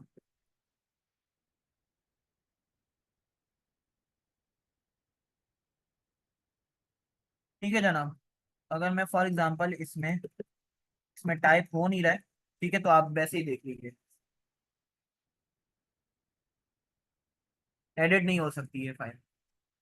अच्छा, अब मैं क्या कर रहा हूँ, अब मैं निकाल रहा हूँ डिफॉल्ट रेट्स, क्योंकि देखिए ये मेरे पास 2023 तक का मॉडल है। ठीक है, तो मेरे पास 2023 तक के लॉस रेट्स आएंगे।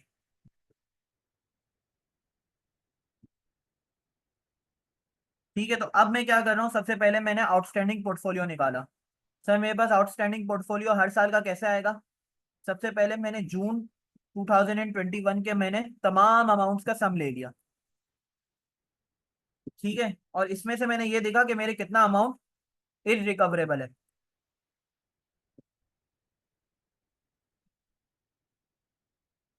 तो मैंने क्या किया, इररिकवरेबल निकालने के लिए मैंने 361 to 391 days and over due above 390 days की मैंने अमाउंट निकाल ली।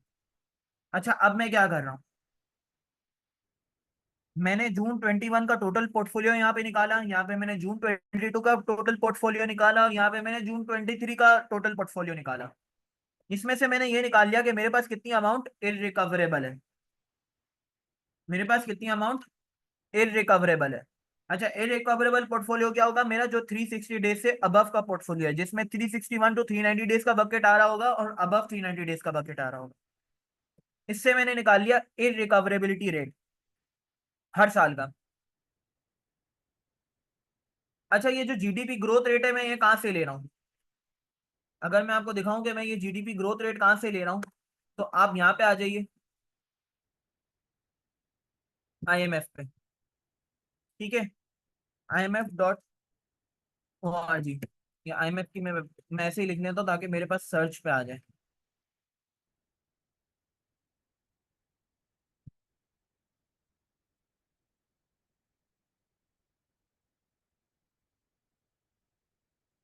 अच्छा, मैं यहाँ पे जाऊंगा वर्ल्ड इकोनॉमिक आउटलुक डेटाबेसिस पे।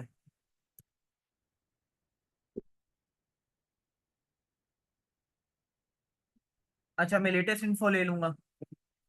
ठीक है, चूंकि ये 2023 का है तो मैंने उस वक्त मैंने अप्रैल 2023 का डेटा लिया था।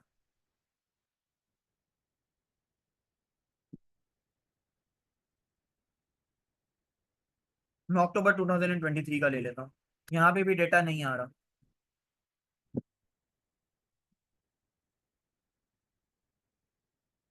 अच्छा, अब बाय कंट्रीज पे जाएंगे सबसे पहले तो, और उसमें से मैं ऑल कंट्रीज सिलेक्ट कर लूंगा ताकि हमारे पास आसानी से कंट्री आ सके। अच्छा, अब मैं क्लियर ऑल करके क्या करूंगा, मैं पाकिस्तान ले लूंगा। ठीक है, और पाकिस्तान को मैं सिलेक्ट कर लूंगा।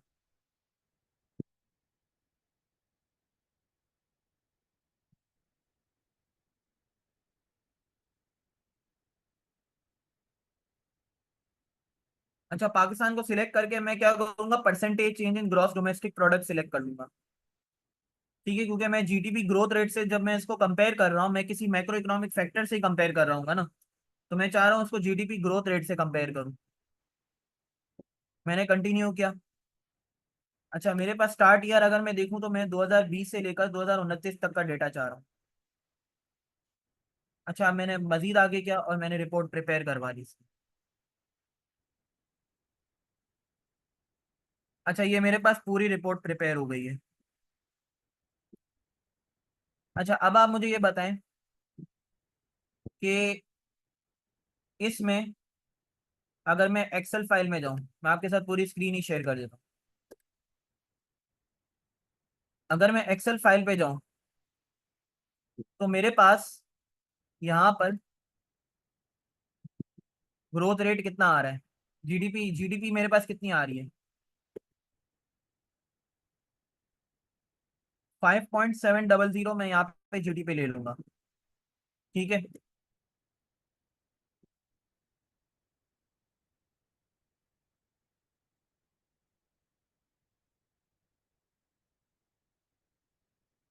ठीक है, मैं यहाँ पर 61 69 का मैं जीडीपी ले लूंगा इधर 2022 में।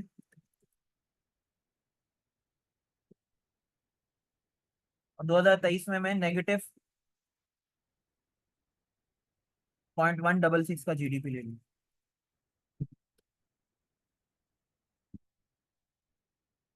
जरूर नेक्स्ट क्लास में मैं डिस्क्लोजर रिक्वायरमेंट भी थोड़ी बहुत टच करूंगा। ठीक है, क्योंकि मैंने काफी कंपनीज के फाइनेंशियल रिव्यू किए हुए हैं as a part of my professional work.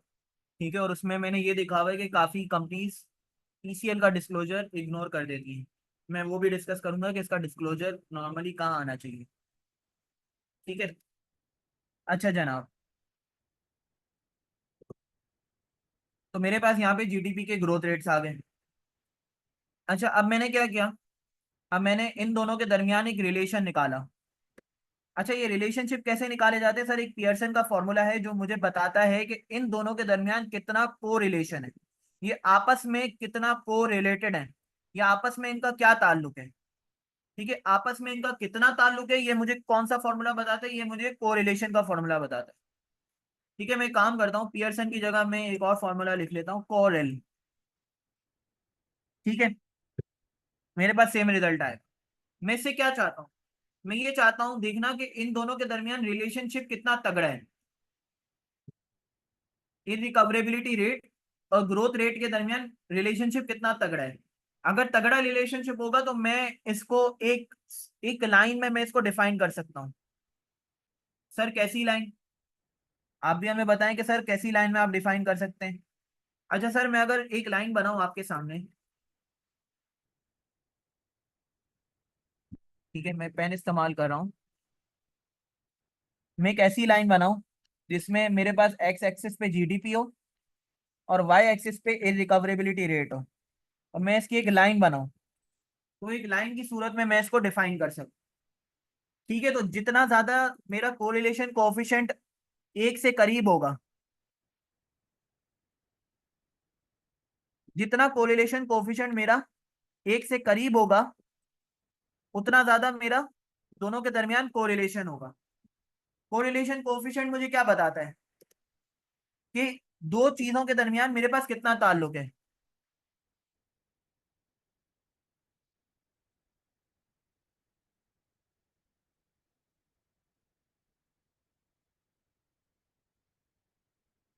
अगर मेरा कोरिलेशन कोएफिशिएंट एक के करीब होगा, ठीक, क्या हो रहा है, अगर मेरा कोरिलेशन कोएफिशिएंट एक के करीब होगा, तो इसका मतलब क्या है कि मेरा लोन परफेक्टली कोरिलेटेड है। ठीक है, अगर दो फिगर्स के दरमियान मैं ताल्लुक बनाना चाह रहा हूँ एक लीनियर इक्वेशन में, अगर एक मैं लीनियर इक्वेशन में दो चीजों का ताल्लुक बनाना चाह रहा हूँ, तो मैं कैसे बनाऊंगा? मैं इन दोनों के दरमियान कोरिलेशन कोएफिशिएंट निकालूंगा, और अगर मैं ये देखूंगा कि इन दोनों के दरमियान ताल्लुक स्ट्रांग है, तो इसका कोरिलेशन कोएफिशिएंट 1 से करीब होगा। अच्छा सर, पैरामीटर क्या है? पैरामीटर ये है कि जो कोरिलेशन कोएफिशिएंट 70% से ज्यादा हो, 70% से ज्यादा हो, जो कोरिलेशन कोएफिशिएंट 70% से ज्यादा हो ना, that is a good correlation. Good correlation क्या होता है? 70% से ज्यादा होता है, और ये तो 99% है। तो यानी ये काफी अच्छा कोरिलेशन है between irrecoverability rate and the default rate. ठीक है जनाब।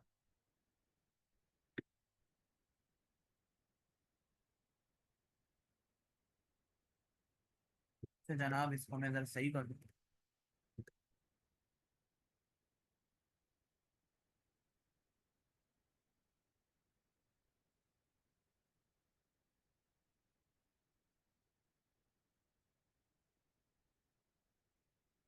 अच्छा सर, आप लोग को ये कॉन्सेप्ट समझ में आ गया कि अब हम लोग इसको एक लीनियर इक्वेशन में डिफाइन कर सकते हैं। क्यों? क्योंकि इनके दरमियान कोरिलेशन अच्छा है।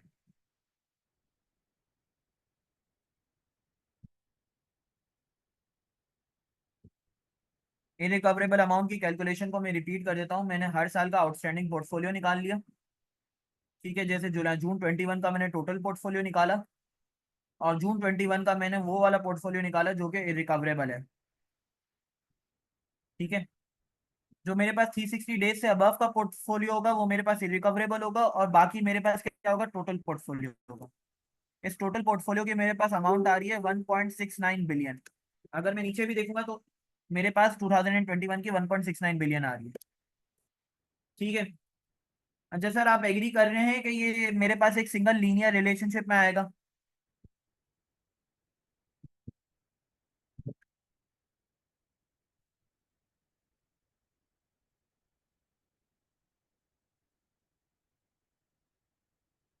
सर जल्दी जवाब दें, हमारे पास टाइम कम है।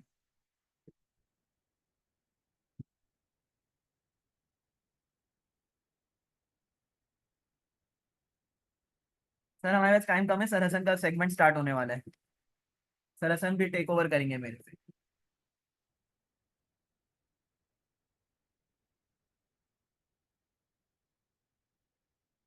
सर आप एग्रीड हैं कि मेरे पास रिकवरेबिलिटी रेट और जीडीपी के पास जो रिलेशनशिप है वो लीनियर इक्वेशन में डिफाइन हो सकता है?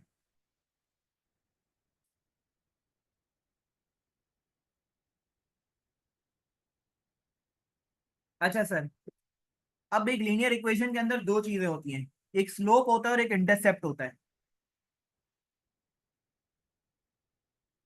हाँ सर, हम लोग इसको एक इक्वेशन में डिफाइन कर सकते हैं। ठीक है, क्योंकि देखें, किसी भी लीनियर इक्वेशन के अंदर एक डिपेंडेंट वेरिएबल होता है और एक इंडिपेंडेंट वेरिएबल होता है। ठीक है, डिपेंडेंट वेरिएबल होता है ना, वो इंडिपेंडेंट के चलने पर चलता है। ठीक है, यानी इसका मतलब ये है कि एक चीज दूसरे के कहने पर चल रही है। तो मुझे ये पता होगा कि मेरा जो इरिकवरेबिलिटी रेट है वो मेरा जीडीपी के कहने पर चलेगा। ठीक है, तो मैं आगे जाके जीडीपी प्रेडिक्ट करके मैं इररिकवरेबिलिटी रेट को भी प्रेडिक्ट कर सकता हूँ।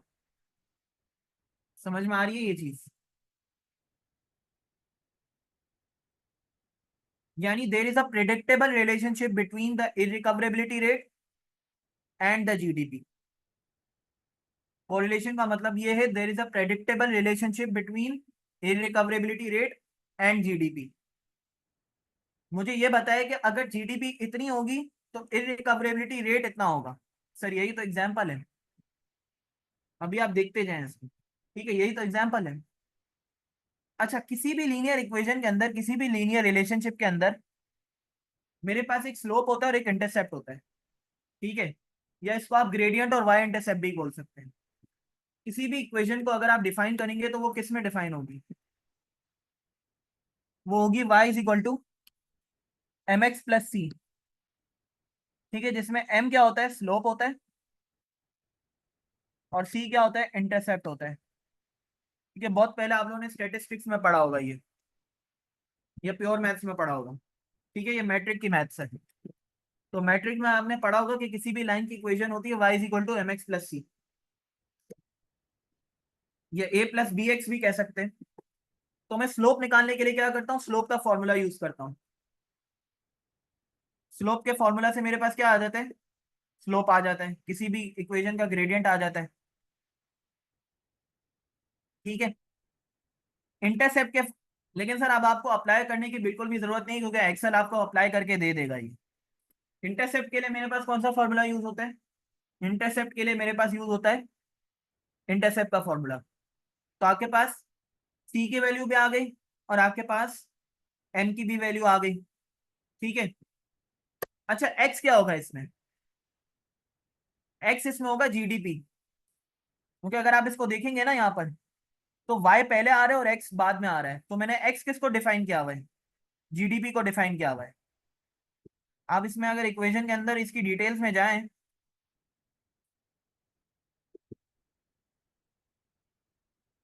इसके अंदर क्या आ रहा है? नॉन वाइज और नॉन एक्स। ठीक है, जरा करीब से देखिए, इसमें नॉन वाइज आ रहा है और नॉन एक्स आ रहा है। यानी मैंने अपने इरिकवरेबिलिटी रेट को वाई एक्सिस में डिफाइन किया हुआ है और जीडीपी को मैंने एक्स एक्सिस में डिफाइन किया हुआ है। यानी एक्स मेरे पास क्या होगा? जीडीपी होगा। वाई मेरे पास क्या होगा? इरिकवरेबिलिटी रेट होगा। अच्छा सर, अब मैं इधर जाता हूँ। अब मेरे पास 2024 में फोरकास्टेड जीडीपी मेरे पास यहाँ पे क्या आ रहा है? 2 आ रहा है। तो मैं इसको यहाँ पेस्ट कर देता हूँ।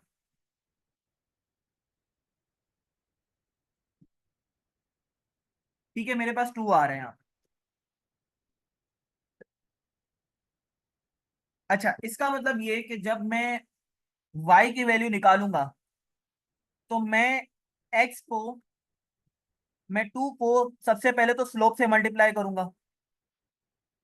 एक मिनट, ये क्या हो गया फॉर्मूले में यहाँ पर?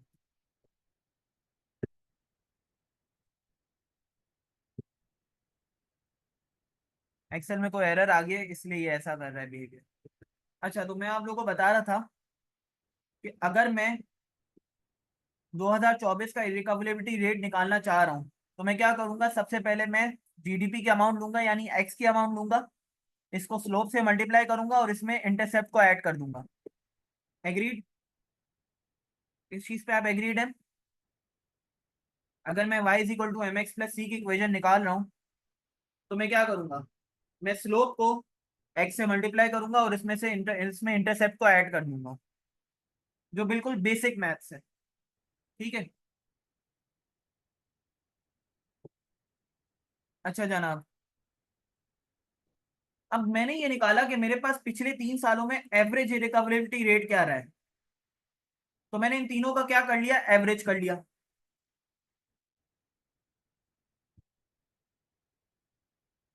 अब देखें, एक तरफ मेरे पास अगले साल का रिकवरेबिलिटी रेट है और एक तरफ मेरे पास पिछले सालों का रिकवरेबिलिटी रेट है। मैंने क्या किया?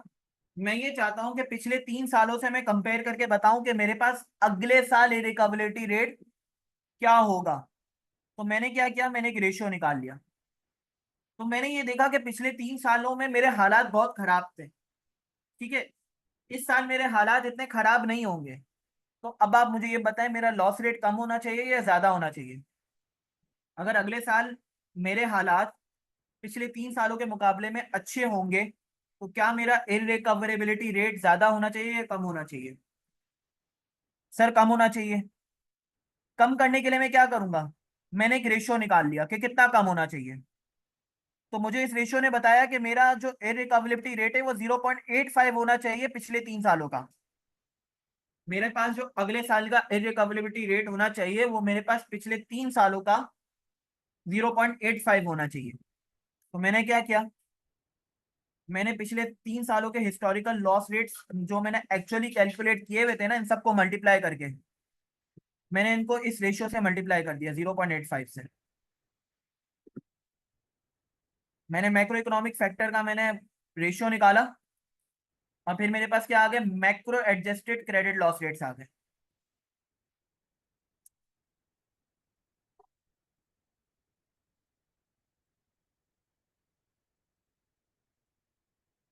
अच्छा, 361 to 390 डेज में चूंकि डिफॉल्ट ही था, तो वो डिफॉल्ट ही रहेगा। ठीक है, यहाँ पे मेरे पास लॉस रेट क्या आ जाएगा, 100% आ जाएगा, क्योंकि ये मेरे पास लोन्स राइट ऑफ हो चुके हैं। ठीक है, ये मेरे पास अमाउंट्स राइट ऑफ हो चुकी है, तो इसमें मेरे पास लॉस रेट 100% ही आएगा। अच्छा जनाब, समझ में आ गया कि मेरे पास macro adjusted credit loss rates कैसे आ रहे हैं?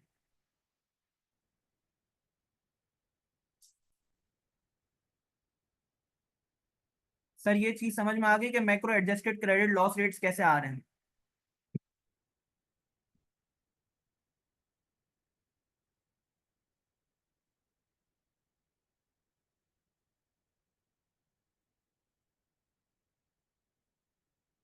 सर बाकियों से भी जवाब चाहिए, एक पार्टिसिपेंट का जवाब आया है। किसी का कोई सवाल हो तो फौरन पूछ ले।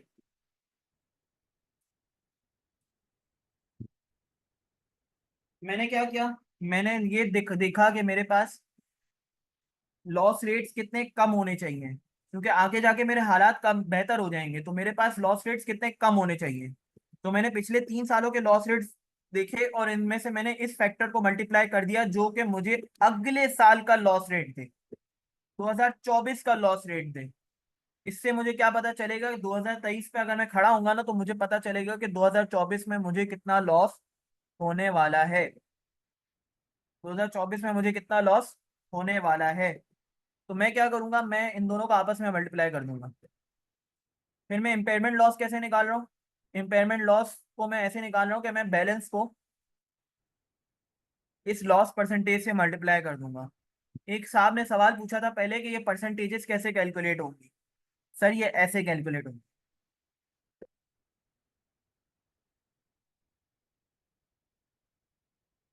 हमारे पास इम्पेयरमेंट लॉस फाइनली आ गया।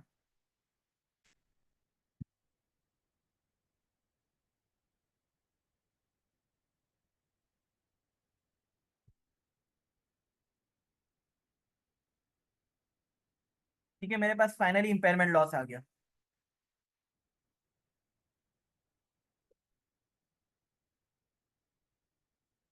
सर ये जो मैंने यहाँ रेशियो निकाला था ना, कि फ्यूचर में मेरे पास हालात बेहतर हो जाएंगे तो मेरा लॉस रेट कितना कम होगा, मेरा लॉस रेट कितना कम होगा, मैंने वहां से निकाला है मैक्रो इकोनॉमिक फैक्टर।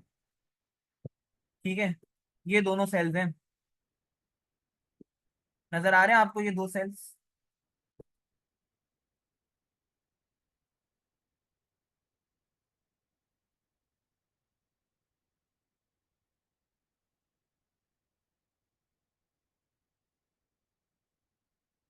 ये मेरे पास फाइनली इम्पेयरमेंट लॉस आ गया।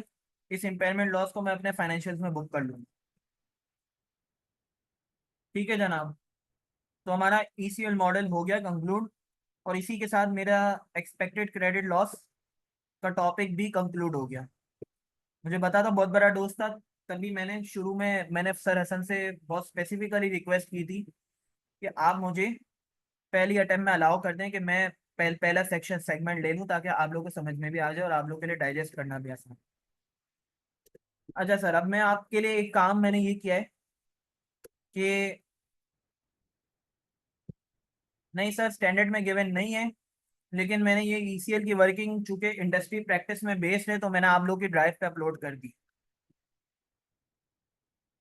ठीक है, मैंने ड्राइव में अपलोड कर दिए। अच्छा जनाब, अब आपके लिए दो एक्सरसाइज हैं।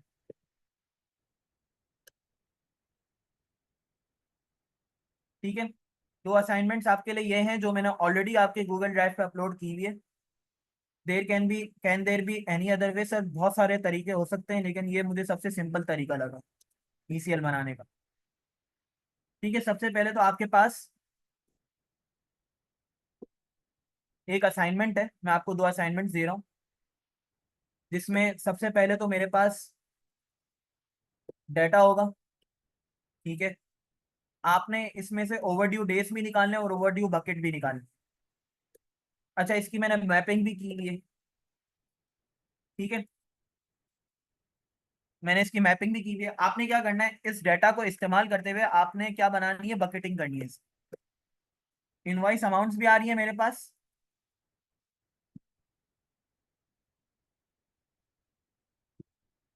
और मेरे पास इसकी कट ऑफ डेट्स भी आ रही है, यानी किन किन डेट्स पर मेरे पास क्या क्या इनवॉइस अमाउंट्स हैं। काफी बड़ा डेटा है। आपने इस डेटा को इस्तेमाल करते हुए आपने एजिंग बनानी है। ठीक है, इसमें आप समिफ्स और वी लुकअप के फॉर्मूला बहुत ज्यादा यूज करेंगे। ठीक है, तो हम आपके एक्सेल स्किल्स को देखते हैं कि आपकी एक्सेल स्किल्स किस लेवल तक जाती हैं और आप किस तरह आप अपनी एजिंग बना सकते हैं। ठीक है, ये अक्टूबर 2021 से लेकर सितंबर 2023 तक की एजिंग है। एक तो आपके पास ये वाला असाइनमेंट हो गया। अच्छा, आपके पास है फिर दूसरा असाइनमेंट, जिसमें आपने ईसीएल को कैलकुलेट करना है। तो एक आपके पास एजिंग मौजूद होगी और एक आपके पास ईसीएल मौजूद होगा। आपके साथ एडमिन रिकॉर्डिंग शेयर करेगी इस सेशन की, और आपने इस रिकॉर्डिंग को देखते देखते आपने खुद एक ईसीएल मॉडल बनाना है। ठीक है, तो मैंने दोनों फाइल्स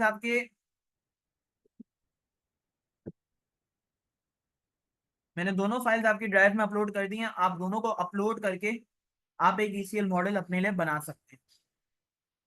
ठीक है जनाब, तो ये दो असाइनमेंट्स है जो आपने ओवर द वीकेंड आपने करनी है। आपने अगले वीक में इनको निपटाना है। ठीक है, नेक्स्ट क्लास में मैं इनके सॉल्यूशंस करवाऊंगा और हम लोग आईएफआरएस 9 को कंक्लूड कर रहे होंगे। ठीक है, तो एक हफ्ता बहुत है ना मेरे ख्याल में असाइनमेंट्स करने के लिए। अच्छा, ये असाइनमेंट्स ड्राइव में कहाँ अपलोडेड है? सर मैं इधर ही आपके पास ड्राइव का लिंक शेयर कर रहा हूँ।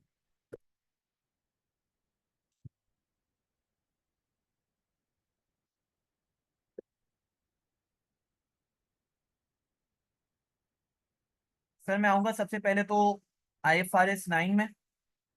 ठीक है, लेक्चर 4 असाइनमेंट्स। ठीक है, मैं आपको एक काम करता हूँ कि मैं पीछे जाकर इसका लिंक कॉपी कर लेता हूँ और ये लिंक यहाँ पे पेस्ट कर देता हूँ। ठीक है जनाब, आप सबको लिंक मिल गया असाइनमेंट्स का? अच्छा, यहाँ पे सैंपल ईसीएल मॉडल भी मौजूद है जिसको आप एज अ रेफरेंस इस्तेमाल कर सकते हैं।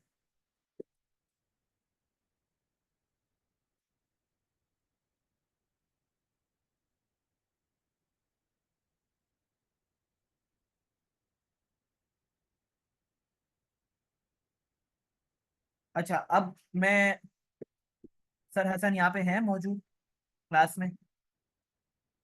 Excuse me.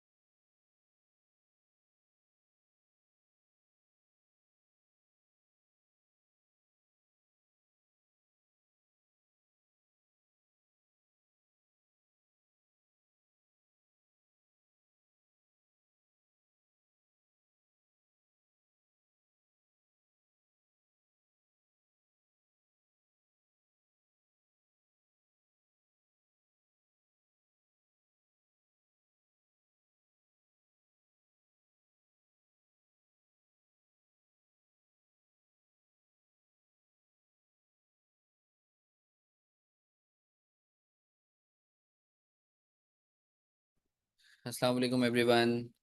मैं उम्मीद करता हूँ आप खैर आफियत से होंगे। Thank you so much Ahmad for putting so much efforts. मैं थोड़ा बहुत जो मुझे टाइम मिला मैंने सुना। सो यू पुट इन माशाल्लाह लॉट ऑफ एफर्ट्स। और आई एम श्योर आज पार्टिसिपेंट्स के लिए भी काफ़ी हेवी डोज हो गया होगा। अच्छा, मज़े की बात बताऊँ, ये सबसे ज़्यादा सिंप्लीफाइड मेथड है जो अहमद ने करवाया है अभी जो बैंकिंग में यूज़ हो रहा है।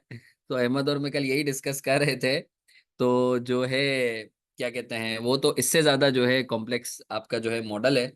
तो जो है तो आप लोग क्या अभी ब्रेक लेना चाहेंगे या शुड वी कंटिन्यू?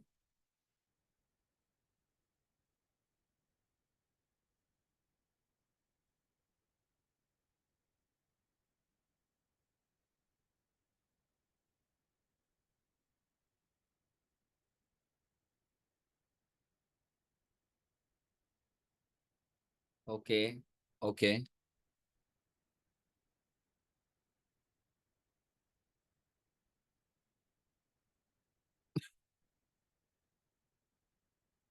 या अगर आप लोगों को ऐसा लगता है कि ज़्यादा हैवी हो गया है, क्योंकि मकसद जो है वो हम लोगों का चीज़ों का सीखना है, तो भले, क्योंकि आज असाइनमेंट भी अहमद ने आप लोगों को दिया है, सो जो है भले आज हम लोग क्लास ऑफ भी कर सकते हैं। मकसद वो सिर्फ कोर्स को कंप्लीट करवाना नहीं है।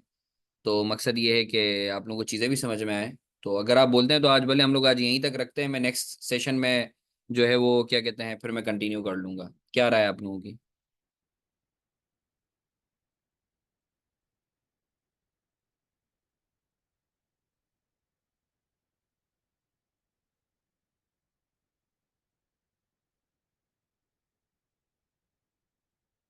I would like all of your input. जैसा आप लोग बोलें, जैसा आप लोग बोलें। I am indifferent. मकसद ये है कि आप लोगों को जो है वो चीज़ें समझ में आए। जमात से, ये अच्छा था, जमात से नमाज पढ़ लेंगे।